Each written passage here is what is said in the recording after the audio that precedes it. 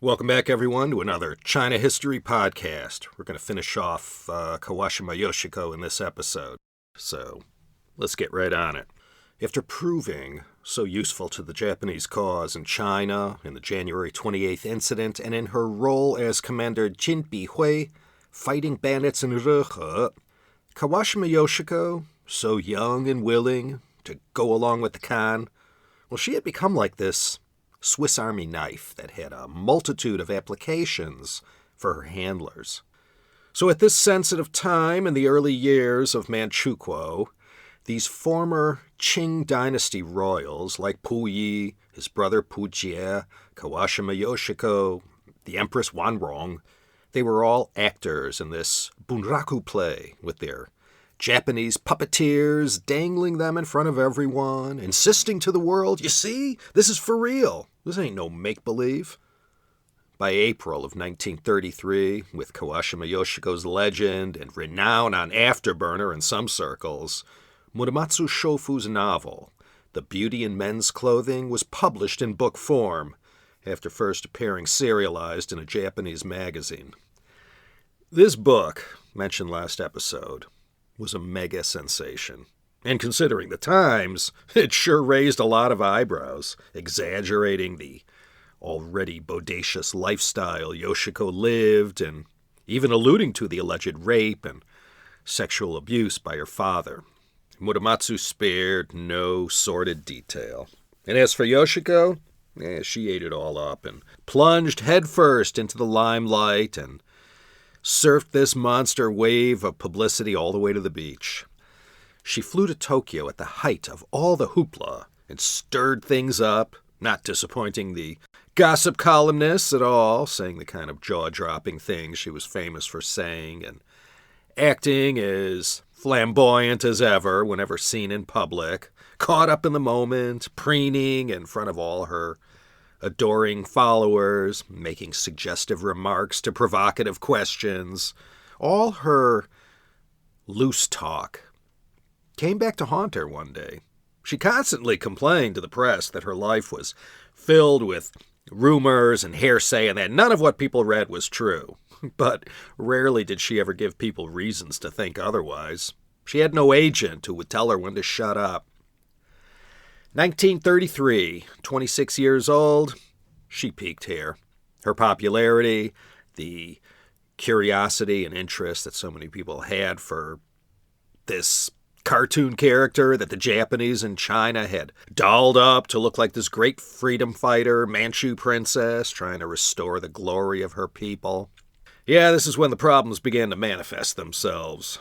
After this whole media blitz, Muramatsu Shofu's novel, the commander Jin leading her troops on horseback to fight bandits in Rehe, and being at the center of all those wild Shanghai nights, Kawashima Yoshiko had now sort of become too famous for her own good. She had no marketable skill set other than being Kawashima Yoshiko.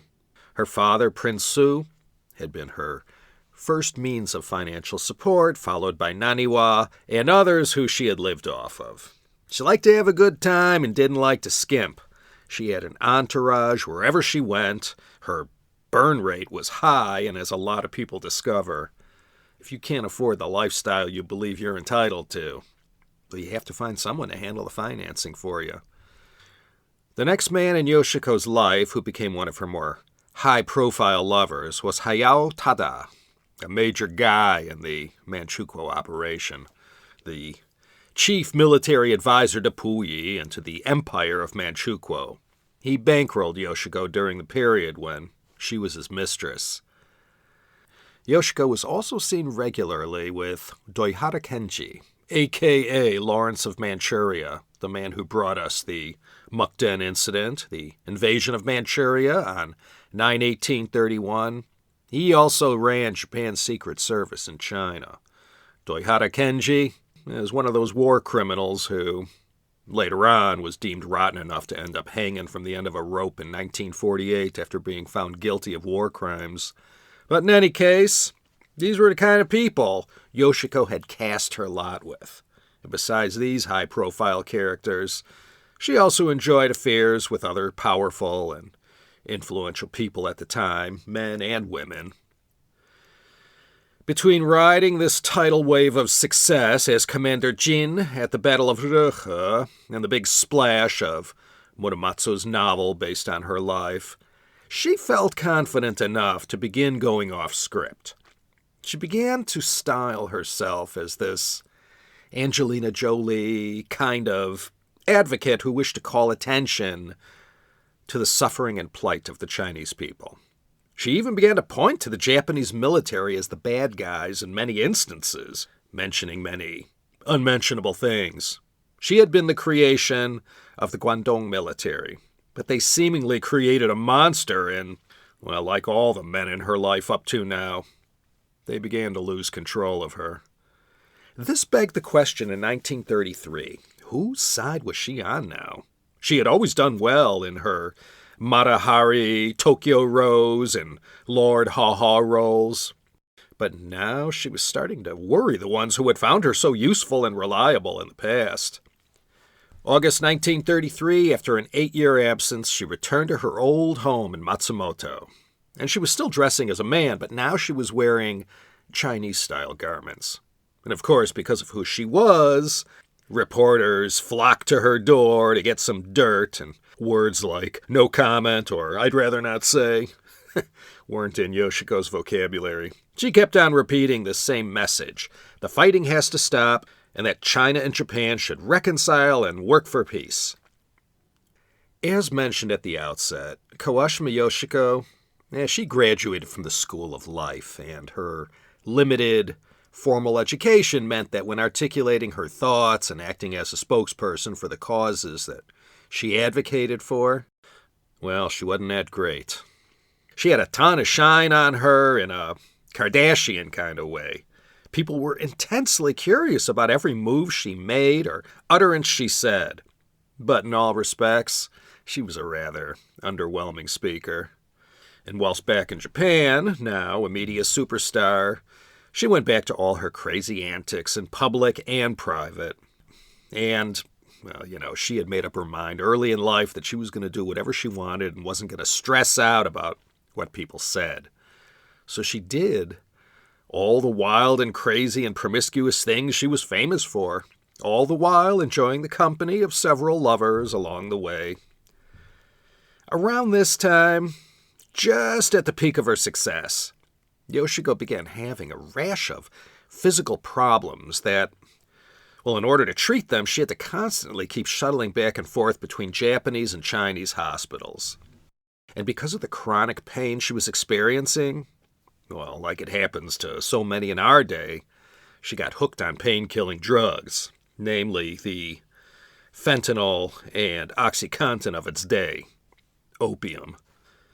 Into the mid-1930s, the stories about some of the brutality meted out against Chinese civilians by the Japanese military were starting to spread. And Yoshiko, if anyone asked her for her opinion, would speak out against this and say all these things that ran counter to the official Japanese narrative. But anyone who knew her whole story was cognizant of her association with many of these Japanese officers and officials who, to one extent or another, already had plenty of Chinese blood on their hands. In March 1937, before all hell broke loose following the Marco Polo Bridge incident in July, Yoshiko gave a speech in which she said these words, sure to outrage the higher-ups in the Guangdong military. Quote, "The fact of the matter is that many of the Japanese in China and in Manchuria have crossed the waters to make money hand over fist. I'm telling the truth and not exaggerating when I say that they're only a bunch of losers no one would associate with in Japan. The kind of people who can't hold down a job long enough to feed themselves. The Japanese, who should become the leaders of Asia, go over there and all of a sudden make a quick change into un-Japanese Japanese. They bully our Chinese brothers and sisters, make them suffer, and strike terror into the hearts of the Chinese. They are hated. Tell me, is this acceptable behavior? Japanese from the foreign ministry, the military, the privileged, and the capitalists talk about Sino-Japanese friendship every time they open their mouths. But the Sino-Japanese friendship they're talking about is only a Sino-Japanese friendship that profits the Japanese. End quote. The heads of Japanese operations in China all started demanding that someone shut her up. In 1937, when she was living in Tianjin, 30 years old now, Yoshiko began working on her autobiography that she would call In the Shadow of Chaos. I couldn't find it on Amazon. As I just said, July 7th, 1937, 3 years to the day before Ringo was born, the Marco Polo Bridge incident occurred in Beijing. And from this, again, manufactured incident, Japan had their casus belli to launch their attack on China. At the dawn of the Second Sino-Japanese War, Yoshiko had opened a small restaurant in Tianjin. And during this period, into her life walked Yamaguchi Yoshiko. And the press called them the two Yoshikos. You might remember Yamaguchi Yoshiko from that Chitake Xing episode, CHP 228, The Seven Singing Stars of Old Shanghai. This was Li Xianglan. If you recall from that episode, she led this rather extraordinary life. Li Xianglan was about 17, and the other Yoshiko, as I said, was about 30. Let me just read a quote about what Li Xianglan, Yamaguchi Yoshiko, said about her much older friend. Quote, Kawashima Yoshiko gave me the opportunity to feel liberated from my family, school, and the monitoring of my activities. But I could also sense the sinister decadence and desperation around her. She wore her male military uniform only when she attended parties or ceremonies in her role as Commander Jin Bihui. Otherwise, she wore a man's black satin Chinese robe and cap. She always looked slightly flushed. She had a sickly pallor on her face, arms, and skin. She put on light makeup and lipstick and made her eyebrows a little darker. She was always accompanied by a group of 15 or 16 women who were her bodyguards. Of course, Kawashima was the queen of the group. No, she was always in man's clothes, and so maybe she should be called a prince. End quote. She also wrote of Kawashima Yoshiko's nocturnal lifestyle in this way, quote, In Kawashima's daily life, night and day were the exact opposite of what they were for an ordinary person. I gradually realized that Kawashima's life as Commander Jin Bihui was over, and she had become utterly dissipated. The curiosity she had inspired as the Matahari of the East and those glory days when she had been praised as the Joan of Arc of the East, all that was gone. The Japanese army, the Manchukuo army, and the right-wing Ronin would have nothing to do with her anymore. End quote. At a little bit more than 30 years of age, Kawashima Yoshiko had pretty much burned out.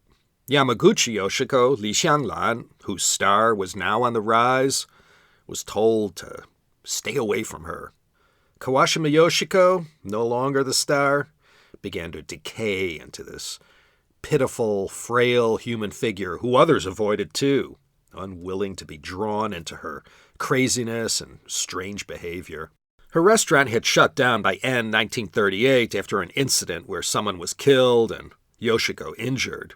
Her ex-lover, Hayao Tada, now head of the North China Area Army, called on one Sasakawa Ryoichi to deal with her. Sasakawa was a successful businessman with tons of money and nationalist feelings, who also, later on, founded the Nippon Foundation. He was also quite tight with the Japanese military. Hayao had called upon Sasakawa to come up with a plan to get rid of Kawashima Yoshiko. Like, permanently. Permanently. By this time, Yoshiko's movements were severely curtailed by the Japanese military. They boxed her in and did all they could to keep her from mischief, especially the kind that embarrassed them. No one could get to her unless they walked that gauntlet of security. Rather than assassinate her, which was sort of what Hayao Tada was hoping for, Sasakawa took her to Japan and set Yoshiko up in the city of Fukuoka and provided for her there. She wasn't in any condition to do much, and by this time Yoshiko was hardly presentable. The opium, drugs, and hard living had already taken its toll. Sasakawa became her lover, and they had an intense and passionate relationship. He was loaded and was able to provide her with adequate surroundings that kept her out of trouble. Or any more trouble than she was in already. The Japanese military in China, who had grown tired of her, were relieved to be rid of their creation, Commander Jin, and they counted on Sasakawa to keep her quiet. So began the Fukuoka period in her life. Though under a limited form of house arrest, she was free to move about and became both a regular crazy in the circles she wandered in, as well as a nuisance to local law enforcement. And one other thing, she went about all the time now wearing this white kimono, the kind of thing you would only wear at funerals or occasions marking the anniversary of a death. It was quite shocking for the time, maybe now too. But her access to publicly speaking out on all these sensitive issues, well, that was quashed. By now, the Japanese had rejected her, and the Chinese saw her as a no-good running dog of the Japanese, despised by both. But she kept up a string of high-profile love relationships. The authorities in China and Japan may have abandoned her or grown sick of her, but her adoring fans, they never grew tired of reading the latest outrageousness in her life. By April 1941, she finally received permission from way high up to be allowed to leave Fukuoka. She probably should have just stayed. By now, she was a physical and emotional wreck. And it didn't take very long into the conversation to figure out she wasn't all there mentally either, and not anyone who should ever be left on their own. Before she returned to China, she spent a bit of time in Tokyo, and this is where she picked up 4 pet monkeys. And like Michael Jackson's chimp, Bubbles, remember him? These 4 monkeys became part of her zany identity. She never went anywhere without them. She'd walk around in public all the time with a monkey on her shoulder, which is pretty far out even by today's standards. Even here in LA, people would say, "What the heck?" Well, during the late 1930s and into the 40s, she traveled between Japan and China. She once again made it her mission to speak out about peace between Japan and China. By the early 1940s, post-Pearl Harbor, nobody in Japan was interested in hearing that. She had even appealed to Hideki Tojo and repeatedly tried to offer her services as an ambassador of peace. Needless to say, no one took her seriously, and at this point, why should they? She settled down in Beijing with her monkeys. Whether she was living in their world or they were living in hers, hard to tell where to draw the line. Like everyone else, by 1943-44, Yoshiko knew Japan was going to lose the war. But for the time being, she felt her chances were better in China. Then the war ended in August 1945. The atomic bombs were dropped. The Soviets invaded the former Manchukuo. The Japanese military skedaddled back to Japan, leaving hundreds of thousands of Japanese settlers stranded all over the 3 provinces that made up Manchuria. And they tried to make their way safely back to Japan amidst an angry Chinese populace bent on vengeance against these Japanese civilian men, women, and children. The stories of these former Manchukuo Japanese residents is one so haunting and bitter, it inspired its own genre of literature. After August 1945, if you were Japanese, it wasn't such a good thing to be on your own in the middle of China. Not for these settlers or for the 200 or so people who made up the Manchukuo imperial court, including the last emperor, Puyi, his empress Wanrong, and everyone else in that family, including Aixin Juelo Xianyu, a.k.a. Commander Jin Bihui, and Eastern Jewel. So Kawashima Yoshiko's end came on October 11th, 1945, when she was captured by nationalist troops in Beijing, taken from her bed, barefoot and in her sleeping attire, and thrown into a small, cold, dark prison cell. The next few years were filled with horrendous misery, as it was for the whole Qing royal entourage who had pinned their last hopes on the success of the Manchukuo operation. They too were all captured. No one suffered more than Empress Wanrong, the last empress of China, who was also thrown into a tiny prison cell, delirious from withdrawing cold turkey from her decades-old drug addiction, her mind never present in the moment. Jailers used to charge admission to locals, allowing them to come and gawk at this decayed royal who people had once bowed before and who had lived a life of sophistication, comfort, and luxury. Now she was dressed in rags like a peasant, withering away, screeching out orders to imaginary servants. They stopped feeding her after a while, then she just wasted away in her prison cell and died at the age of 39 on June 20th, 1946. Her body was disposed of, no one knows where. After 2 years of languishing in her own wretched prison cell at Beijing Hebei Model Prison, and after enduring the most degrading and humiliating treatment at the hands of her tormentors, who had no sympathy for Japanese collaborators, Yoshiko finally went on trial in Beijing. The date was October 15th, 1947. The whole trial was a spectacle. The public and the government were going to get their retribution one way or another. The case against her and all her eccentricities and strange behavior in society, her privilege, traitorous deeds, reputation as difficult, demanding, and often rude, someone showered with a sense of grand entitlement, and her lascivious romances and public displays of eroticism and the exotic dancing she would do at the Shanghai nightclubs, unconventional for the time, her cross-dressing and sexual openness and the romances with such evil men. Even in 2020, TMZ would have been all over this. And then there was that novel, The Beauty in Men's Clothing by Muramatsu Shofu. Though the book was a fictionalized account of her stranger-than-fiction life, the content of the book was treated as if it were a scholarly paper, and it was used during the trial against her as practically the smoking gun. And then there was the whole matter of her association with the Japanese.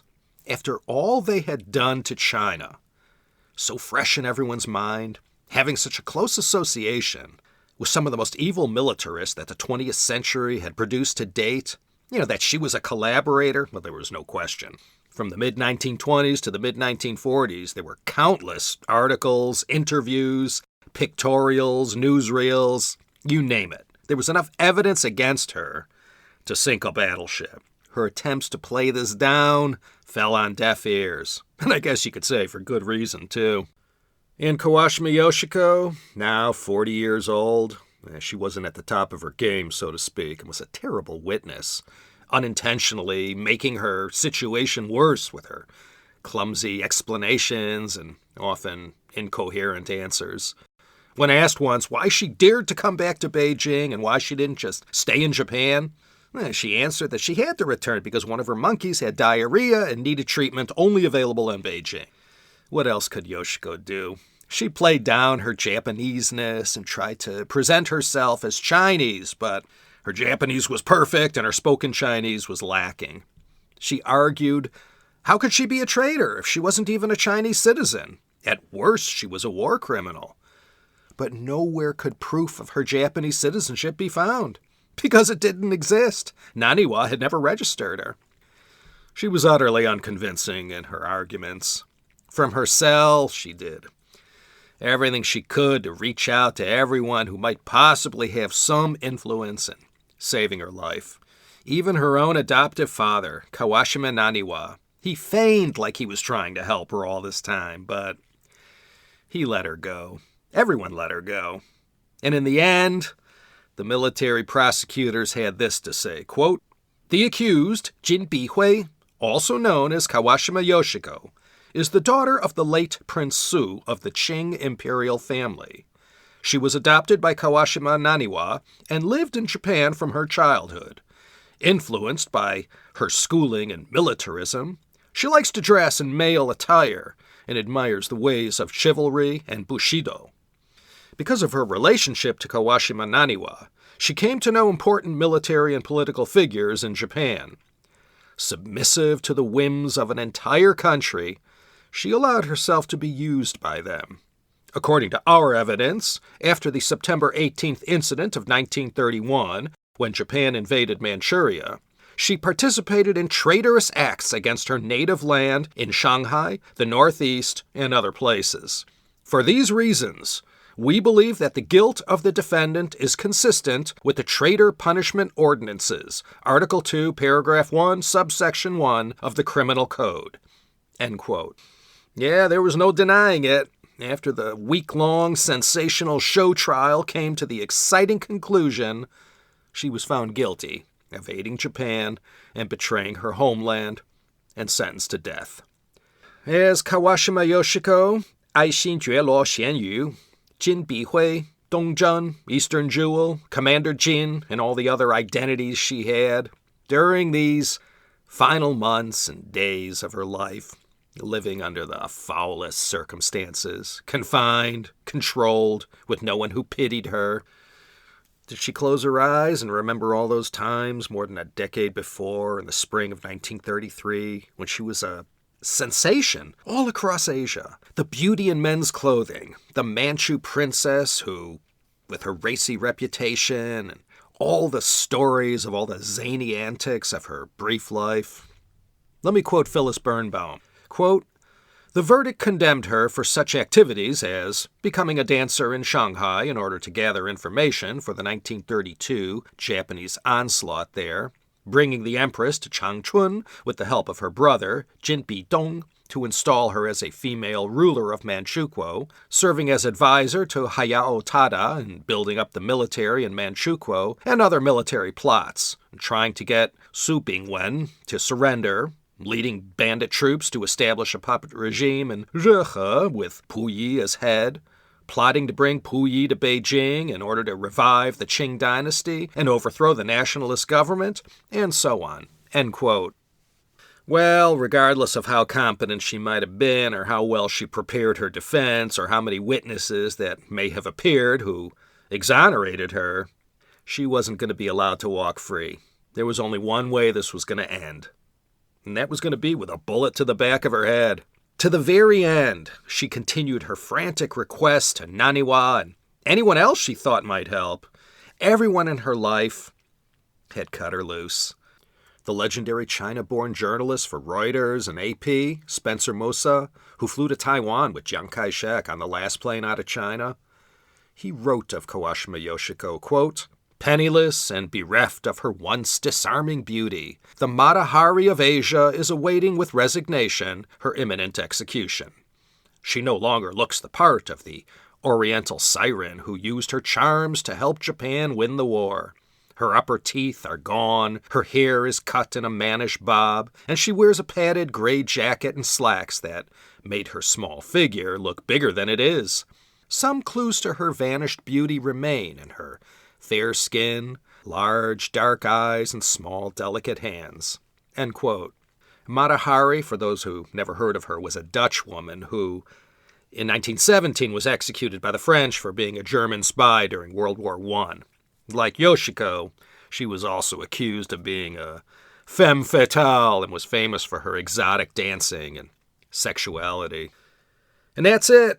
March 25th, 1948, she was led out into the prison execution ground on a freezing cold Beijing morning, and in a familiar manner, she was shot in the back of the head. She had pleaded that her body not be allowed to be put on display before the public, but they did it anyway, and hundreds of local people came by to cop a gander at her wasted corpse and the gory aftermath of this kind of execution method. Her final pleas were not to defile her in this way, but the nationalist government wanted everyone to see her, and therefore displayed this grisly scene to serve as a warning to anyone thinking about selling out their country. In Chinese history books and in popular culture, she's remembered as the Dahan Jian, the great traitor to the Chinese nation.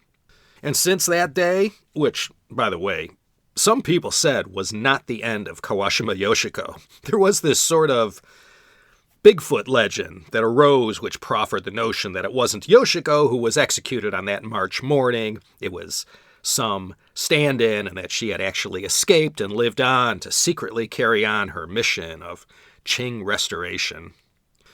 An unnamed Japanese monk took it upon himself to deal with Yoshiko's remains. He had her cremated and saw to her ashes, eventually taking them back to Matsumoto. And today, if you ever find yourself in Nagano Prefecture, you could head over to Shorinji Temple in Matsumoto and visit her grave. There are still events held today in that town that annually commemorates her life. There's a small memorial room at the temple that has a number of artifacts from her life.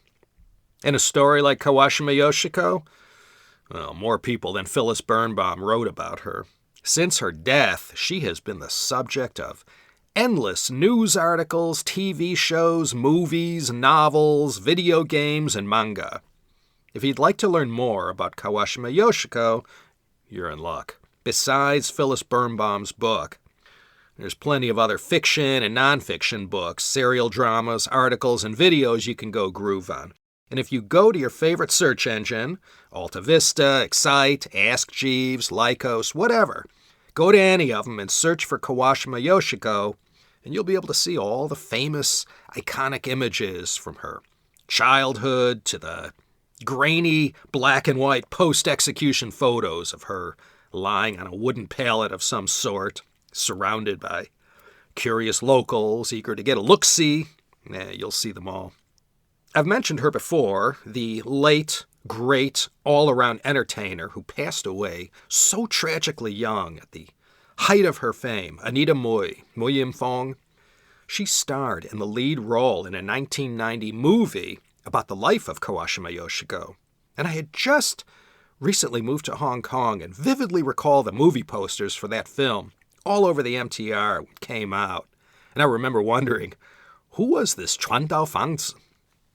Little did I know, 30 years later, I'd be doing a 3-part podcast series of her life. Once again, I welcome you to sign up for Patreon and subscribe to yours truly. $3 a month. There's already a few good stories waiting for you, plus more to come.